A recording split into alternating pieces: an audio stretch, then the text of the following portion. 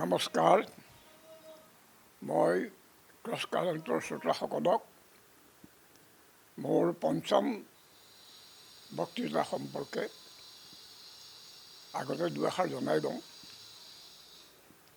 আজি বিষয়টো অত্যন্ত গুৰুত্বপূৰ্ণ, অতি জৰুৰী, অসমৰ কাৰণে অতি গুৰুত্বপূৰ্ণ। মই আন চেনেলবিলাকক নিমন্ত্ৰণ কৰিব লাগিছিল, কিন্তু শৰীৰ কিছু অসুস্থ হৈ থকাৰ কাৰণে কেৱল ক্ৰছ কাৰেণ্টৰ যোগেদি সদৌ অসমৰ সকলো অসমবাসীলৈ মই এই বাৰ্তাটো দিব খুজিছোঁ। আজি বক্তৃতাৰ বিষয় হৈছে ভোট জালিয়াতি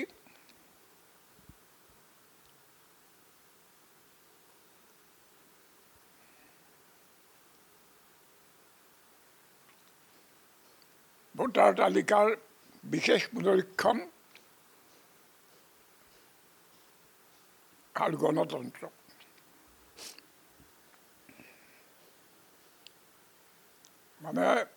মই ক'ব খুজিছোঁ, স্বয়ং নিৰ্বাচনী আয়োগে ভোট জালিয়াতি কৰা বুলি যথেষ্ট সন্দেহৰ উদ্ৰেক হৈছে আৰু তাৰ ফলত আমাৰ গণতন্ত্ৰৰ কি অৱস্থা হৈছে, অৰ্থাৎ ৰাইজৰ মতামত যি এটা চৰকাৰ গঠন কৰাত সহায় কৰে, সেই মতামতৰ গুৰুত্ব কিমান আজিৰ দিনত, সেই অতি গুৰুত্বপূৰ্ণ জৰুৰী প্ৰশ্নটো উত্থাপিত হৈছে। আমি ভাবোঁ, আমি জানো যে আমাৰ দেশখন গণতন্ত্ৰ, গতিকে এই দেশখন কোনে চলাব সেইটো নিৰ্ধাৰণ কৰিব কোনো ৰজাই নহয় আৰু অন্য কোনো শক্তি নহয়। জনসাধাৰণে নিজেই নিৰ্বাচন কৰিব কোনবিলাক মানুহে, কোন দলে তেওঁলোকক শাসন কৰিব, যাৰ নিয়ম নীতি, যাৰ চৰিত্ৰ, যাৰ দায়িত্ববোধ সম্পৰ্কে আৰু যাৰ জনসাধাৰণৰ প্ৰতি মমতা বা দায়িত্ব সম্পৰ্কে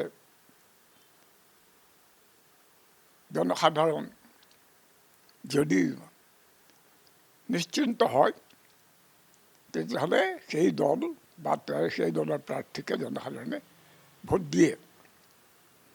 আজি ভোটাৰ জালিয়াতি এনেধৰণে হ'ব ধৰিছে, ইমান ব্যাপক ৰূপত, ইমান বিশাল বিস্তৃত সংখ্যা জুৰি, যে জনসাধাৰণৰ মতামতৰ কোনো অৰ্থই নোহোৱা হৈছে।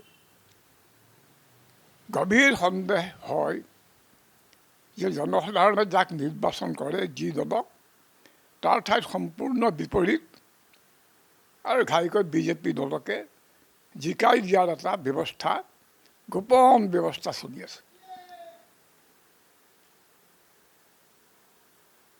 এই বস্তুটো প্ৰথম ৰাইজৰ নজৰলৈ আনিছে কংগ্ৰেছ নেতা ৰাহুল গান্ধীয়ে।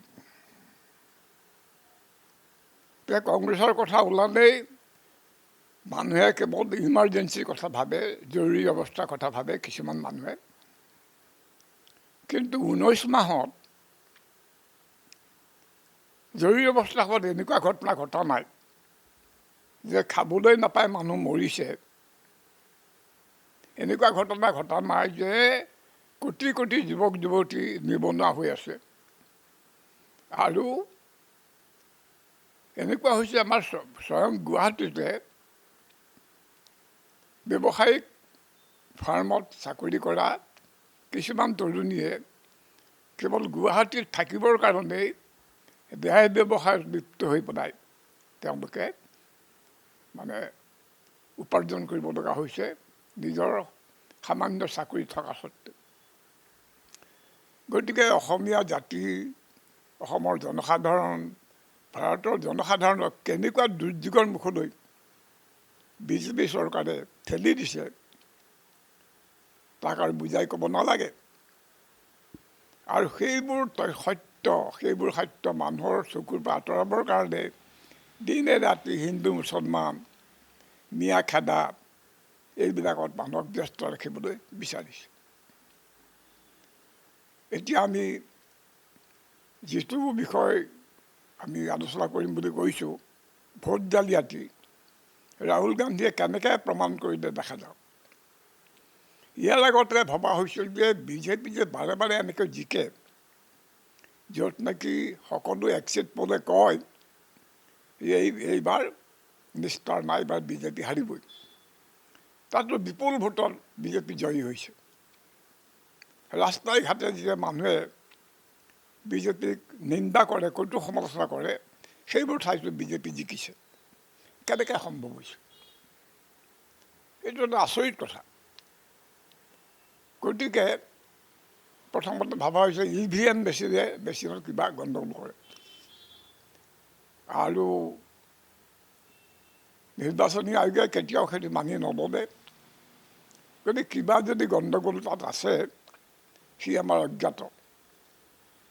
কিন্তু ৰাহুল গান্ধীয়ে ক'লে যে আপোনালোকৰ ভোটাৰ তালিকাখন আমি পৰীক্ষা কৰিব খোজোঁ। ভোটাৰ তালিকা কিয় পৰীক্ষা কৰিব? যে এইখন সঠিক হৈছে নে আছে নে নাই। এই যে তেওঁলোকে এটা তন্ন পুনৰীক্ষণ, তন্ন সংশোধন কৰাৰ কথা কৈছে, স্পেচিয়েল ইণ্টেনচিভ ৰিভিজন, সেইটো আগতে কৰা হৈছিল নে নাই? কৰা হৈছিল। বাৰে বাৰে তেওঁলোকে কয় যে আমি কোনো বিদেশীক ঠাই দিয়া নাই, তেওঁলোকক বহিষ্কাৰ কৰা হৈছে ভোটাৰ তালিকাৰ পৰা ইত্যাদি। কিন্তু ৰাহুল গান্ধীয়ে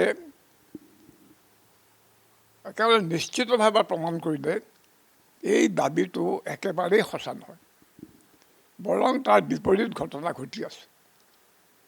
তেওঁ প্ৰথমে নিৰ্বাচনী আয়োগক বিচাৰিলে, ক'লে যে আপোনালোকে আপোনালোকৰ হাতত থকা ভোটাৰ তালিকাবোৰ তাৰ ডিজিটেল কপি, কম্পিউটাৰ লেপটপত যিবোৰ আছে, ৰেকৰ্ড আছে, সেইবোৰ আমালৈ পঠাওক, আমি এবাৰ ভোটাৰ তালিকাখন পৰীক্ষা কৰি চাওঁ। তাৰপিছত বহুত হেহোঁ গেহোঁ তেওঁ কোনোমতেই কম্পিউটাৰ থকা ডিজিটেল যিটো তথ্য, ডিজিটেল তথ্য তেওঁলোকে দিব নোখোজে, নিদিওঁ বুলিয়ে ক'লে।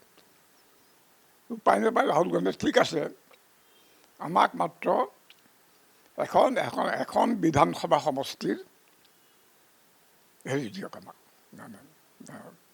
ফিজিকেল ডাটা, এই কাগজত যিবোৰ লিখা নাম চাম, কাগজত প্ৰিণ্ট কৰা সেই নামৰ তালিকাবোৰ দিয়ক।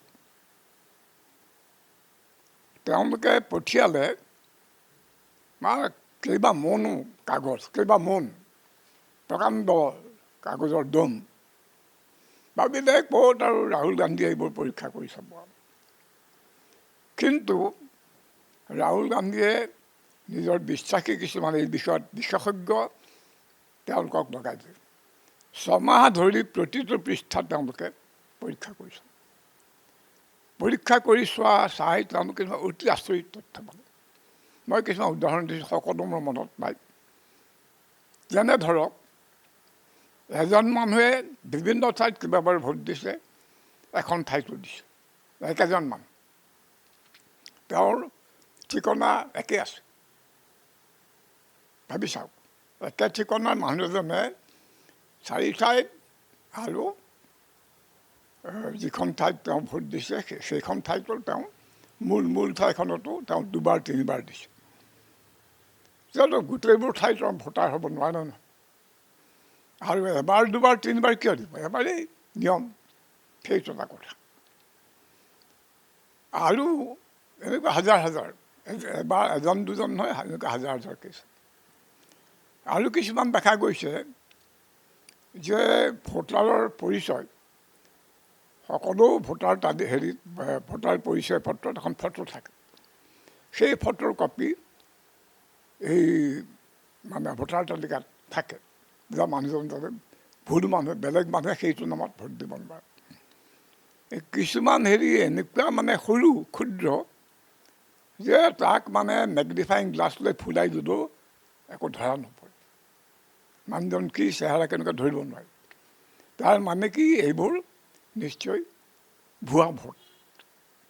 তেনেকুৱা হাজাৰ হাজাৰ মানে বেংগালোৰ চহৰৰ মহাদেৱপুৰা বুলি এখন আছে, এটা বেংগলোৰ মানে যি পাৰ্লামেণ্টাৰী কনষ্টিটুৱেঞ্চি সংসদী সমষ্টি, তাৰে এটা অংশ হৈছে বিধানসভা সমষ্টি। তাত মহাদেৱপুৰা নামৰ সেই মহাদেৱপুৰা বিধানসভা সমষ্টি তাৰ তথ্য কিবা মানুহ ৰাহুল গান্ধীক দিয়া হ'ল। আৰু সেইবোৰ ছমাহ ধৰি অক্লান্তভাৱে তেওঁৰ 4-5জন মানুহে এইটো অধ্যয়ন কৰিলে। ক'লোঁ যে 2-3বাৰ ভোট দিয়া মানুহ বেলেগ বেলেগ ঠাইৰ পৰা। আৰু কিছুমান ভোটাৰ আছেনে নাই সন্দেহ, কাৰণ ইমান সৰু ছবি কোনোপধ্যে মানুহজনৰ চেহেৰা পৰিষ্কাৰ কৰিব নোৱাৰি, দেখাই নাপায়। এইটো কি কাৰণ হৈছে? আপোনাৰ যিটো ভোটাৰ আইডেণ্টিটি কাৰ্ড তাত ইমানখন ফটো মানি ল'ব নেকি? আপুনি কেতিয়াও নলয়। তাৰ মানে এইবোৰ তেওঁলোকে জালিয়াতি কৰি বনাইছে। তৃতীয় কথা হৈছে এইটো যে ধৰক নিউ ভোটাৰ, নতুন ভোটাৰ 18 বছৰ পালে দৰখাস্ত কৰি ভোটাৰ হ'ব পাৰি। তেনেকুৱা ভোটাৰৰ বয়স হৈছে সাধাৰণতে 18, 19, 20। কিছুমানে দেৰি কৰে, কিছুমান 18 বছৰ হ'লেই আবেদন কৰে। কিন্তু দেখা গৈছে যে এনেকুৱা মানে এনেকুৱা ফৰ্মত, ফৰ্ম নম্বৰ 6 বুলি কয়, 70 বছৰীয়া এগৰাকী মহিলা তেওঁ ভোট দিছে। 70 বছৰীয়া মহিলা তেওঁ 18 বছৰ কেনেকৈ হ'ল বা 20 বছৰ কেনেকৈ হ'ল? এইটো দেশ জালিয়াতি, বদমাচি। তাৰপিছত দেখা যাওক গ'ল যে মানে কেইবাবাৰ ভোট দিয়া আৰু মানে এই ধৰিব নোৱাৰা, চেহেৰা ধৰিব নোৱাৰা ভোটাৰ, আৰু বয়সীয়া মানুহে নতুন ভোটাৰৰ তালিকাত ভোট দিয়া, নাম দি পেলাই ভোট দিয়া, এইবোৰ ঘটনা ঘটিছে। আৰু মানে তাতকৈও মানে ভয়ংকৰ এটা তেওঁলোকে উপায় লৈছে। সেইটো হৈছে ধৰক মানে ভোটাৰ তালিকাত ভোটাৰজনৰ নাম আৰু স্পষ্ট ঠিকনা থাকিব লাগে। আপোনাৰ ভোটাৰ আইডেণ্টিটি কাৰ্ডৰ স্পষ্ট ঠিকনা আছে, ভোট ঠিকনা হ'ব নোৱাৰে। তো এই ঠিকনাবিলাক তেওঁলোকে পৰীক্ষা কৰিছিলে। কিছুমান ঠিকনা দিছে, ধৰক এটা সৰু ঘৰ, সৰু ৰুম এটা, তাত খুব বেছি 4জন মানুহ ধৰিব পাৰে। সেই ৰুমটো ঠিকনা হিচাপে দিছে 80জন ভোটাৰে। 80জন ভোটাৰে তাত সদায় থাকে, সম্ভৱনে বাৰু?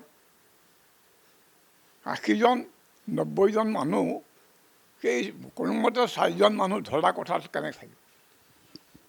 গতিকে এইটো প্ৰমাণ যে সেইটো জালিয়াতি। তেনেকুৱা বহুত ভোটাৰ। আৰু আপোনাক শুনি আচৰিত হ'ব, কিছুমান ঠিকনা এনেকুৱা আছে যে এইটো মানে স্বৰ্গ মৰ্ত্য পাতাল ক'তো নাই। ঠিকনা কি? 0 ঠিকনা। 0 নম্বৰ ঠিকনা হ'ব পাৰেনে? বা 00 ঠিকনা, 00 ঠিকনা হ'ব পাৰেনে? কেতিয়াও নোৱাৰে। এই ধৰণে হাজাৰ হাজাৰ তেওঁলোকে নকল ভোটাৰ, ভুৱা ভোটাৰ, অস্তিত্বহীন ভোটাৰ তাত যোগ দিছে। আৰু মহাদেৱপুৰা যিটো বিধানসভা সমষ্টি, তাতেই 1 লাখতকৈ অধিক তেনেকুৱা ভোটাৰ ধৰা পৰিছে। গতিকে এইটো স্পষ্ট যে যদি প্ৰতিটো সমষ্টিতে, বিধানসভা সমষ্টিত 1 লাখ 2 লাখ মানুহ ভুৱা ভোটাৰ হয়, তেনেহ'লে 4-5টা বা 6-7টা ভোটাৰ সমষ্টি কি বিধানসভা সমষ্টি থকা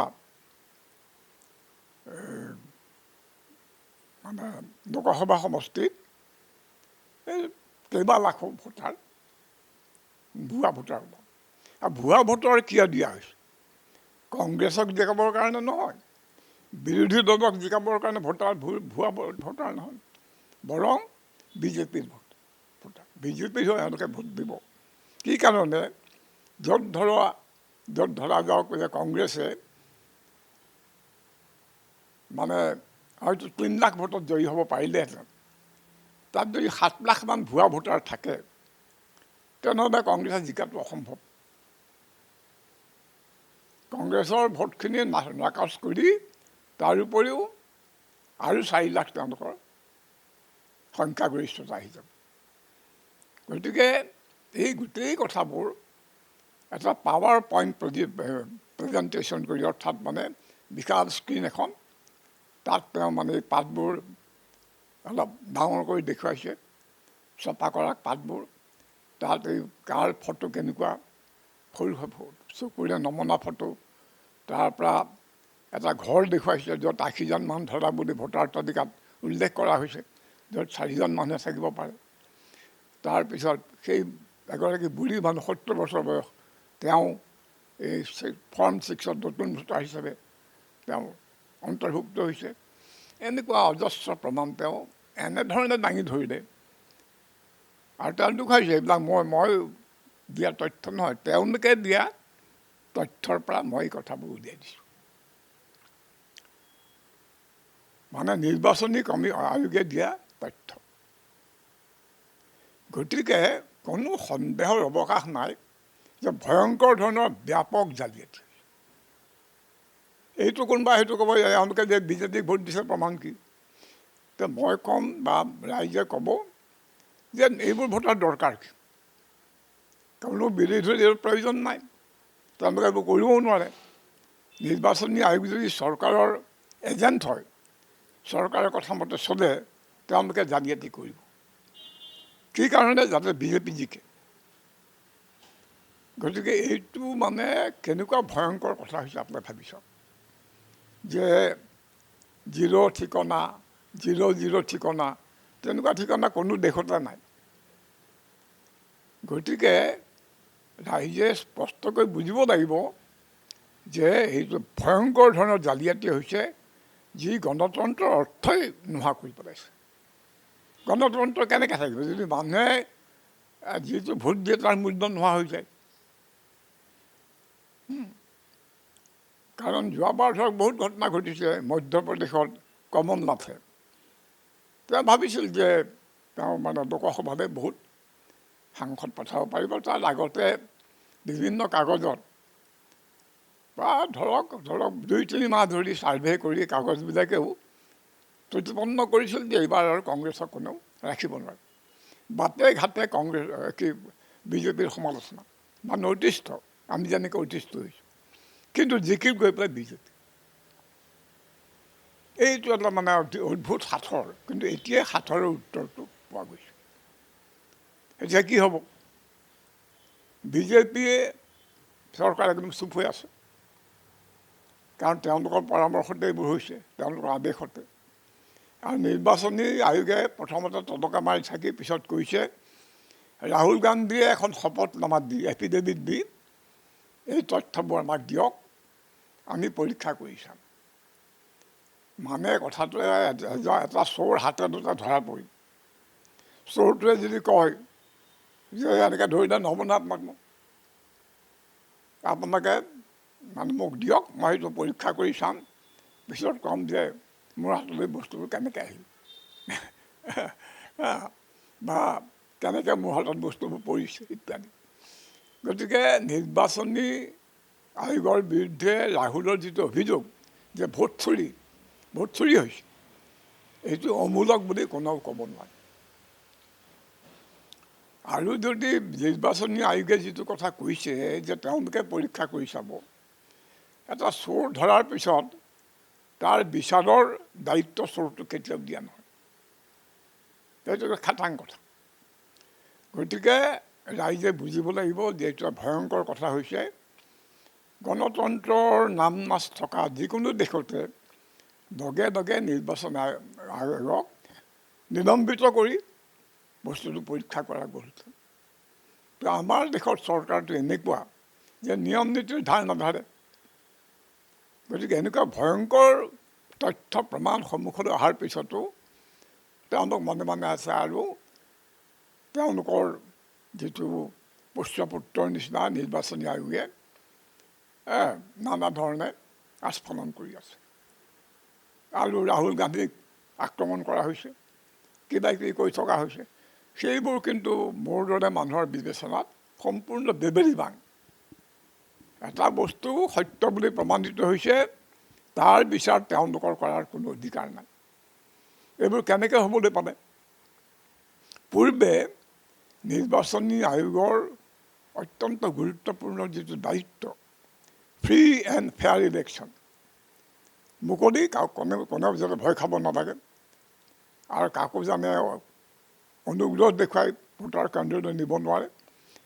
সেইটো ফ্ৰী আৰু ফেয়াৰ মানে ন্যায়সংগত সম্পূৰ্ণ নিৰপেক্ষ এই ধৰণৰ অভিযুক্ত এটা সংস্থা এটা ইনষ্টিটিউশ্যন কোনোমতেই নিৰপেক্ষ হ'ব নোৱাৰে কোনোমতে ফ্ৰী এণ্ড ফেয়াৰ হ'ব নোৱাৰে কি কাৰণে যে পূৰ্বে নিৰ্বাচনী আয়োগৰ সদস্যসকল নিৰ্বাচিত হৈছিলে যিখন মানে চিলেকশ্যন কমিটি নিৰ্বাচন কমিটিৰ দ্বাৰা চিলেকশ্যন কমিটি মানে স্কুল কলেজত থাকে ইয়াতো আছে যে তাৰ মানুহৰ যোগ্যতা আছে না আৰু আচৰিত ধৰণে তেওঁলোকে নতুনকৈ আইন কৰি বিজেপি দলে যিখন মানে এই চিলেকশ্যন কমিটি গঠন কৰিলে তাত দুজনেই চৰকাৰৰ মানুহ দুজন প্ৰধানমন্ত্ৰী আৰু গৃহমন্ত্ৰী আৰু তৃতীয়জন হৈছে বিৰোধী দলৰ নেতা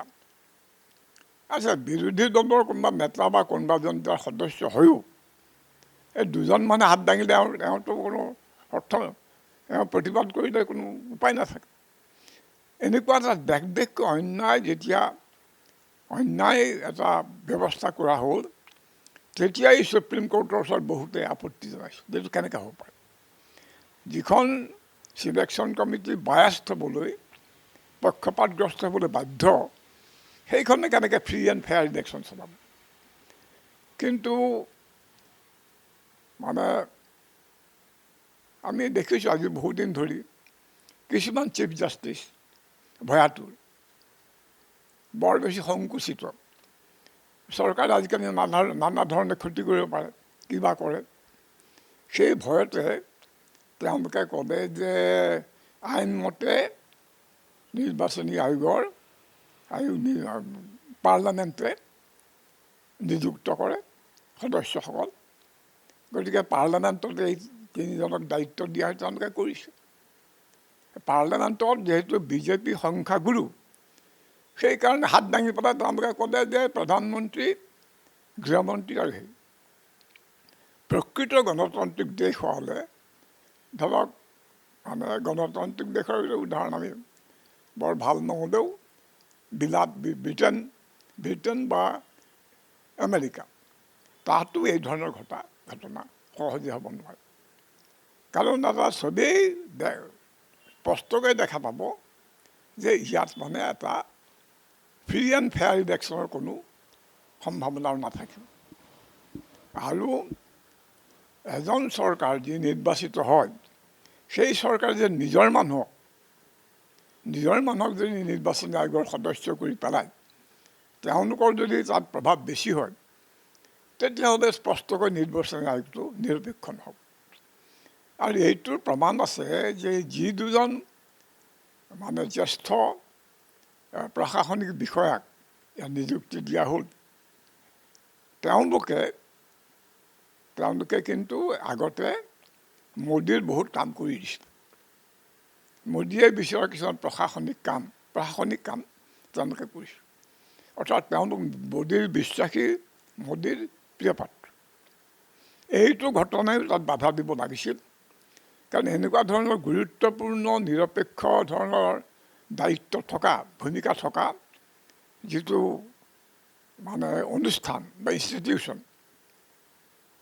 তাত মানে কনফ্লিক্ট অফ ইণ্টাৰেষ্ট থাকিব নালাগে তাৰ মানে কি যে স্বাৰ্থৰ কথা আহিব নালাগে ইয়াতো দেশকৈ চৰকাৰৰ স্বাৰ্থ পূৰণ কৰিছে বুলি মই কোৱা নাই কিন্তু পূৰণ কৰিব পৰা মানুহ যদি তাৰ সদস্য হয়, একেবাৰে দেশত তেওঁলোকে চৰকাৰক অনুগ্ৰহ কৰিব, চৰকাৰক সহায় কৰিব। গতিকে সকলো পিনৰ পৰা এইটো সাংঘাতিক ব্যৱস্থা হৈছে। আমাৰ গণতন্ত্ৰক প্ৰহসনত পৰিণত হৈছে। হয়তো এইকেইদিনৰ ভিতৰতে বিদেশত এই বিষয়ে পুংখানুপুংখ বিৱৰণ ওলাব আৰু ভাৰতৰ মানুহে নাক ঢাকিব লাগিব লজ্জাত। এনেকুৱা ঘটনা। আৰু আমাৰ ইয়াত যে গণতন্ত্ৰৰ নামতহে ৰৈছে সেই কথাটো পৰিষ্কাৰ।